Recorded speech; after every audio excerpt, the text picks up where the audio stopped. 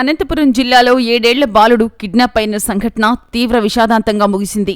సొంత బావే అత్యంత కిరాతకంగా బాలుని హత్య చేసినట్లు వెలుగులోకి వచ్చింది. యాడికి మండలంలో జరిగిన ఈ సంఘటన అత్యంత విషాదాన్ని నింపింది. యాడికి మండలంలోని కోన ఉప్పలపాడుకు చెందిన గోవిందు, కాంతమ్మ దంపతులకు 3 కుమార్తెలు, 1 కుమారుడు.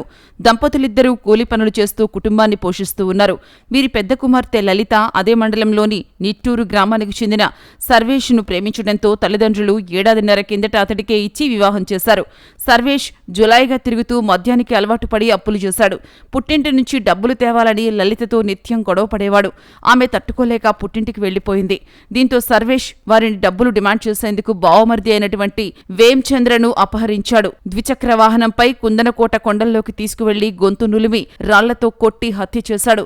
అనంతరం ఉప్పలపాడుకు చేరుకుని అత్తమామలతో కలిసి బాలుడి కోసం వెతుకుతున్నట్టు నటించాడు. బాలుడి తల్లిదండ్రులు పోలీస్ స్టేషన్లో ఫిర్యాదు చేయగా సర్వేష్ వేంచంద్రను అపహరించాడని యాడికి సీఐ అనుమానించి నిందితుడిని అదుపులోకి తీసుకుని విచారించగా ఈ హత్య విషయం వెలుగులోకి వచ్చింది.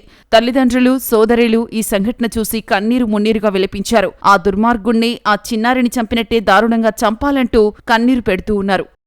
నేను అడిగినా సార్, నిన్న ఊర్లో కానీ అడిగినా సార్, చెప్పు నీదేమో చెప్పినావంటే అసలు నీకు చెప్పలే సార్. నాకు నీ మీద ఒట్టి నీ కడుపులో ఉన్న పిల్లోని మీద ఒట్టి అన్నాడు సార్.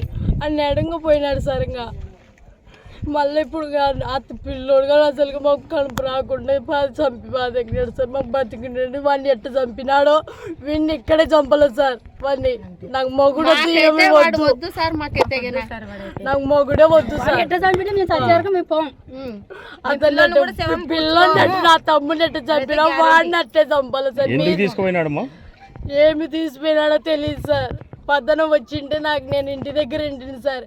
మా ఇక్కడ వచ్చిన వాళ్ళు మీ మొత్తం ఫ్యామిలీ మొత్తం చంపాలని అందుకెళ్ళాడంట సార్. అదొక్కటి తెలిసింది నాకు.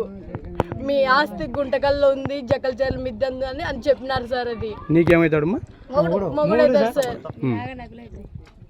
బాబుకి ఏమవుతాడు? బాబు అవుతాడు సార్. ఎందుకు చంపాల్సిన పరిస్థితి వచ్చింది? ఏమో సార్, ఇంకా నాకు తెలియదు. ఇంక ఇంతవరకు నాకు చెప్పలేదు సార్ ఏమి. ఇంకా ఏం పేరు నీ మౌని పేరు? Surveys sir.